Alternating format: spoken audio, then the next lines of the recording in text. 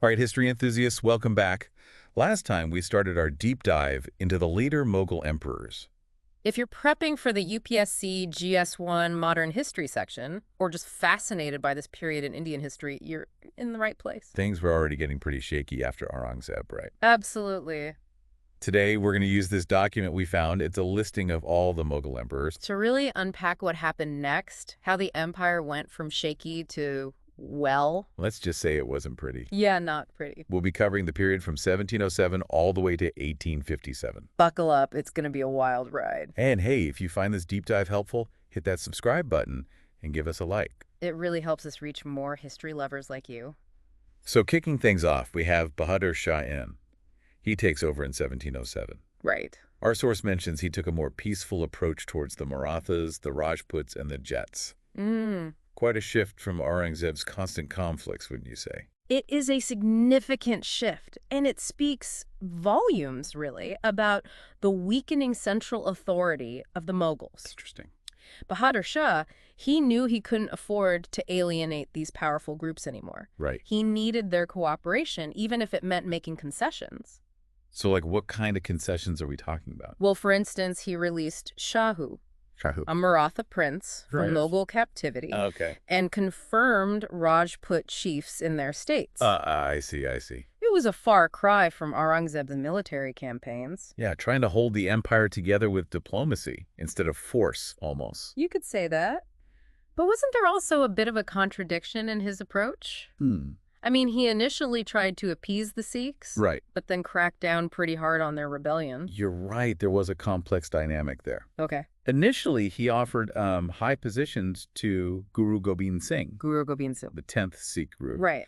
But when Banda Bahadur, who succeeded Guru Gobind Singh, led a revolt. Bahadur Shah couldn't appear weak. He had to respond with force. So even though he was trying a different approach, he was still stuck in this cycle of rebellion and suppression. Seems that way, yes. Makes you wonder what a historian writing about him, centuries later, would make of it all. Well, actually, our source mentions something quite interesting. Oh. A historian by the name of Kafi Khan gave Bahadur Shah the nickname. Are you ready for this? Lay it on me. Shah-e-Bekhabar, meaning the unaware king. Ouch. Not very flattering. No, not at all. Do you think it was fair? It's hard to say for sure. But it does suggest maybe that he was caught between a rock and a hard place. Yeah, trying to balance the need for peace with the need to maintain order. Exactly. Ultimately, though, his efforts couldn't prevent the empire from sliding further into decline. Sadly, no. And that brings us to the next two emperors. Yes. Jahandar Shah and Farrukhsiyar. Right. Our document highlights how both of them relied heavily on powerful nobles to even get to the throne. What does that tell us about the state of the Mughal Empire at this point? It points to, well, a dangerous power dynamic emerging. Oh. Jahandar Shah came to power with the help of Zulfikar Khan, who then became his wazir, essentially his prime minister. Right.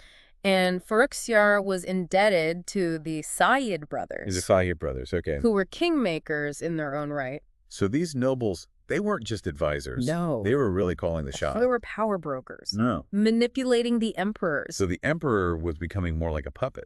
Exactly. Controlled by these powerful nobles behind the scenes. Precisely. No wonder the empire was struggling. And this power struggle, it had a huge impact on, well, on governance.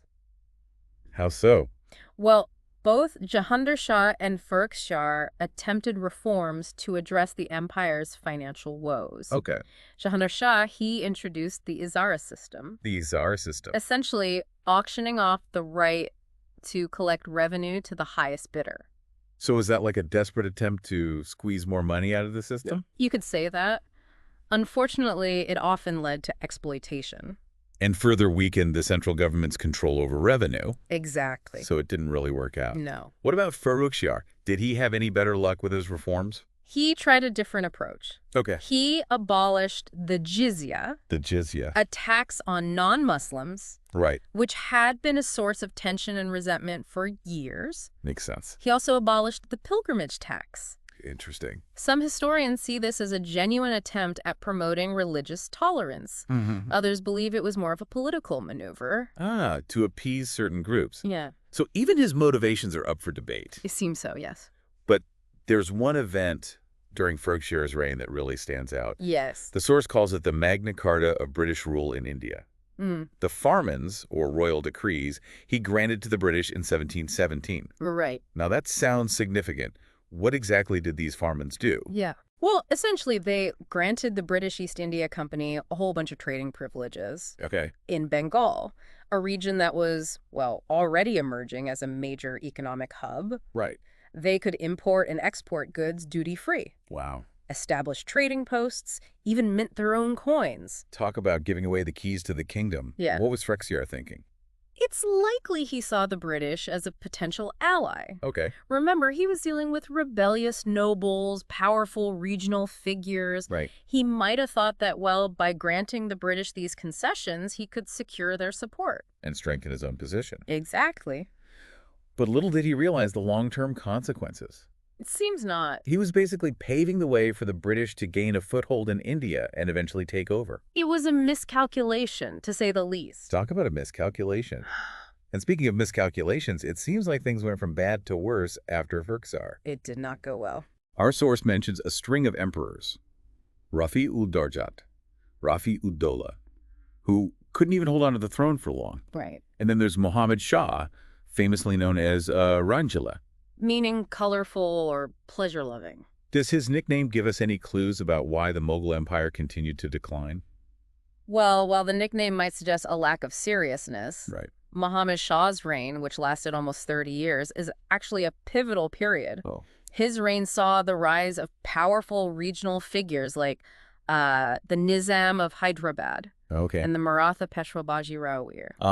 So the empire was starting to fragment, with regional powers asserting their independence. Yes. And I'm guessing Muhammad Shah, despite his long reign, wasn't able to stop this fragmentation. He faced a perfect storm of challenges. Like? A weak central government, an empty treasury, a demoralized army. Right. He just didn't have the resources or the political will to reassert Mughal authority. And to make matters worse, he also had to deal with the invasion of Nadir Shah in 1739, right? You're right. The invasion of Nadir Shah, the ruler of Persia, was a devastating blow. Devastating how? He plundered Delhi, looted the imperial treasury. Wow. Even took the peacock throne back to Persia. Oh, man.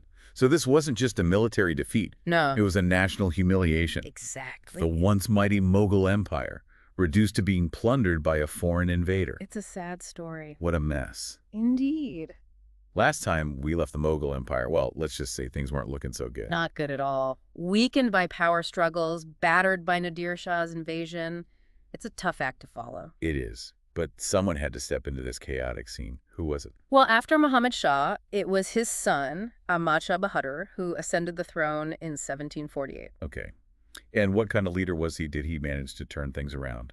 Our document doesn't paint a very flattering picture. It describes him as an incompetent ruler, more interested in the pleasures of the court than the affairs of the state. So not exactly the decisive leader the empire needed at this point. No, not really.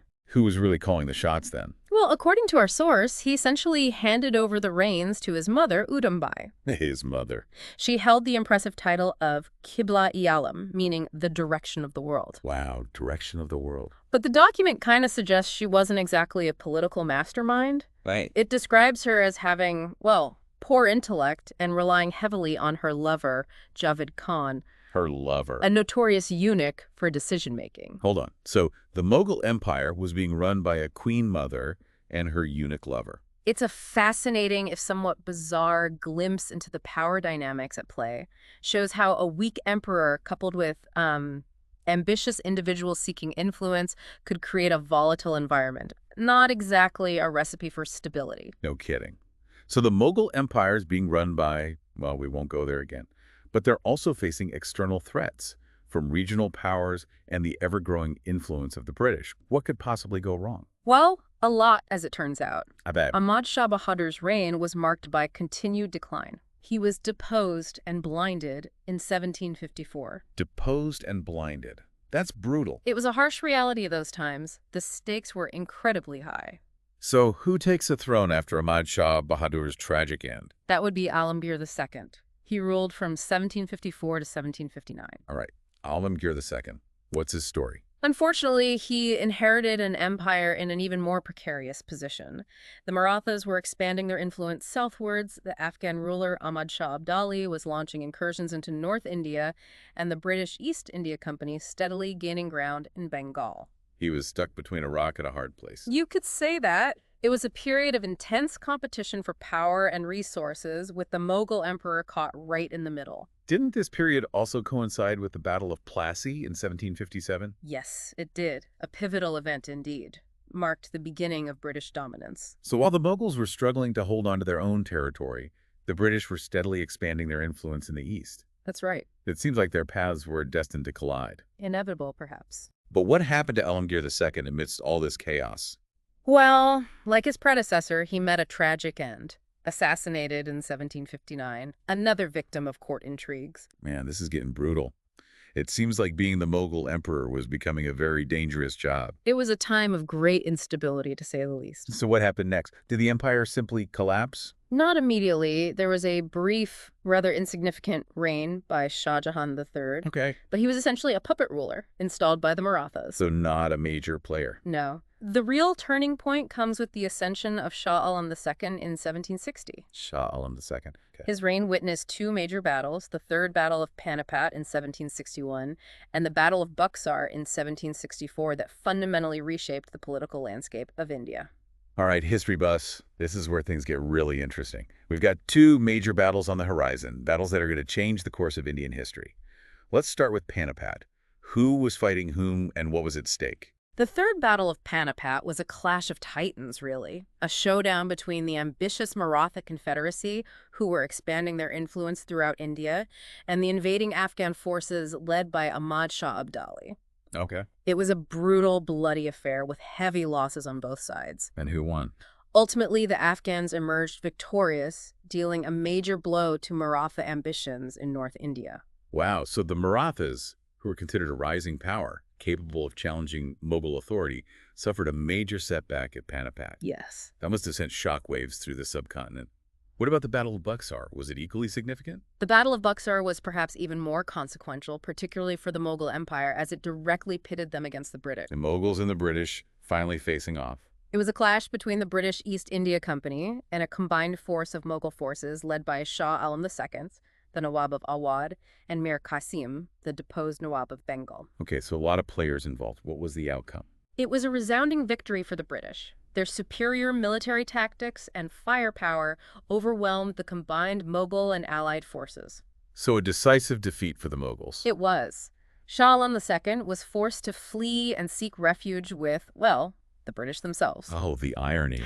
The Mughal emperor seeking protection from the very trading company he had granted concessions to just a few decades earlier. It's a twist of fate, isn't it? It is. What happened to Shah Alam II after this humiliating defeat? He essentially became a pensioner of the British. The Treaty of Allahabad, signed in 1765, formalized this arrangement. So the British were basically calling the shots now. They were indeed. The British East India Company gained control over the incredibly wealthy provinces of Bengal, Bihar, and Orissa. Wow. They also acquired the right to collect revenue, known as the Diwani, from these territories. While Shah Alam II was allowed to retain his title and a small stipend, he was effectively a puppet ruler. His power was gone. So the Battle of Buxar really marks a watershed moment, the symbolic end of the Mughal Empire as a real political force. It's almost Shakespearean, isn't it? The once mighty emperor reduced to a figurehead. A poignant reminder that empires, no matter how powerful, are not immune to decline and fall. It's a fascinating and tragic tale. It is, full of intrigue, ambition, and ultimately the loss of an empire. We've traveled through the rise and fall of the Mughal Empire, witnessing its grandeur and its eventual decline. A fascinating journey indeed. In this final part of our deep dive, we're turning the page to the twilight years of this dynasty. With the British firmly in control, what became of the Mughal emperors who remained? It's a story of resilience. Adaptation. And the enduring legacy of a dynasty that had ruled India for centuries. Like the final act of a grand historical drama. So let's meet the actors. First up, Akbar Shah II. He ruled from 1806 to 1837. What can you tell us about him? Akbar Shah II was a man of culture, learning, a patron of the arts, literature. But unlike his powerful predecessors, his reign was, well, largely confined to the Red Fort in Delhi. Right. his authority severely limited by the British. That's right. So he was essentially a king in name only. More or less. But our source mentions something interesting. Oh. He bestowed the title of Raja upon Ramohan Roy, Ramahan Roy, the social reformer. the one and only. Yeah. Why would he do that? It's a fascinating insight into Akbar Shah II's character and the complexities of this period, really. Despite his diminished political power, he still commanded respect, wielded cultural influence. By granting Ramahan Roy, a champion of social and religious reform, the title of Raja, he was making a statement, recognizing a leader who challenged traditional norms. It's almost like a subtle act of defiance. You could see it that way, yes. Acknowledging a leader who represented change, progress, even as the Mughal Empire itself was fading away. Precisely. It highlights the significance of cultural authority, even in the face of political decline. Akbar Shah II might have been a figurehead in the eyes of the British. But he was still a symbol of Mughal legitimacy and cultural influence for many Indians. Absolutely. Okay, so Akbar Shah II was like this melancholic king, a patron of the arts with a limited political stage. What about the last Mughal emperor, Bahadur Shah II? His reign coincided with the tumultuous events of 1857, right? Bahadur Shah II, also known as Zafar, ascended the throne in 1837. Like his predecessors, he was a nominal ruler under British control. Right. But unlike them, he became a central figure in the 1857 uprising, what the British called the Sepoy Mutiny. This is where our Mughal story takes a dramatic turn. So how did this powerless emperor end up at the heart of a rebellion against the British? Bahadur Shah II, despite his limited authority, was still seen as a symbol of Mughal legitimacy, a rallying point for those who resented British rule. Okay. When the sepoys of the British East India Company's army revolted in 1857, they turned to Bahadur Shah II as their symbolic leader. So the sepoys, who were Indian soldiers serving in the British Army, rose up against their British officers and declared Bahadur Shah II as the Emperor of India. It was a spontaneous and widespread uprising, fueled by a complex mix of grievances: resentment against British policies, economic exploitation, religious sensitivities. And they saw Bahadur Shah II as a unifying figure. The sepoys, many of whom came from diverse backgrounds, regions, saw him as a symbol of India's past glory, someone who could legitimize their struggle. It's a powerful testament to the enduring legacy of the Mughal dynasty. But as we know, the rebellion was ultimately crushed. What happened to Bahadur Shah II? After the rebellion was suppressed, he was captured, tried for treason, and exiled to Rangoon, Burma, Rangoon. where he died in 1862. His exile marked the definitive end of the Mughal dynasty. So the last Mughal emperor died in exile, far from his homeland, his empire nothing more than a memory. It's a poignant end to a dynasty that had ruled India for centuries. But even in exile, Bahadur Shah II continued to express himself through his poetry. Absolutely. He was a renowned Urdu poet, known for his soulful ghazals, which often reflected themes of loss, longing, the ephemeral nature of power. And didn't he have a pretty famous poet in his court, too? Oh, you're thinking of Mirza Ghalib. Yes. His works also captured the spirit of this era. Even in the twilight of the Mughal Empire, art and literature continued to flourish. It's a powerful reminder that even amidst political upheaval and loss, human creativity finds a way to endure.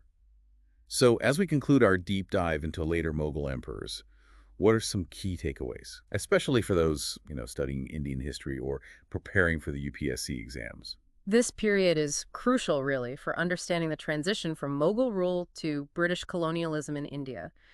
We see the gradual erosion of Mughal authority, the rise of those regional powers, the growing influence of the British East India Company, and ultimately, the complex interplay of factors that led to the downfall of this once mighty empire. It's a period filled with fascinating characters, dramatic events, pivotal battles that shaped the course of Indian history, and it's a reminder that even the most powerful empires are not invincible. They rise, they flourish, and eventually they decline, leaving behind legacies that continue to shape the world we live in. Exactly. Studying this period allows us to delve into the complexities of empire, the dynamics of power, and the factors that contribute to both the rise and fall of great civilizations. And it underscores the importance of understanding history, not just as a collection of facts and dates, but as a lens through which we can analyze the forces that have shaped our world. Forces that continue to influence the present. And on that note, folks, we've reached the end of our Mughal journey. We've traveled through time, witnessed the grandeur, the struggles, and the ultimate demise of a dynasty that left an indelible mark on India. It's been quite a journey. We hope you found this deep dive insightful, thought-provoking, and maybe even a little bit inspiring. Remember, history is not just about the past. It's about understanding the present and shaping the future. So keep exploring, keep questioning, and keep learning from the rich tapestry of human experience. And if you enjoyed this deep dive into the later Mughal emperors, don't forget to subscribe to our channel and give us a like. It helps us reach more history enthusiasts like you. We appreciate your support. Until next time, happy learning.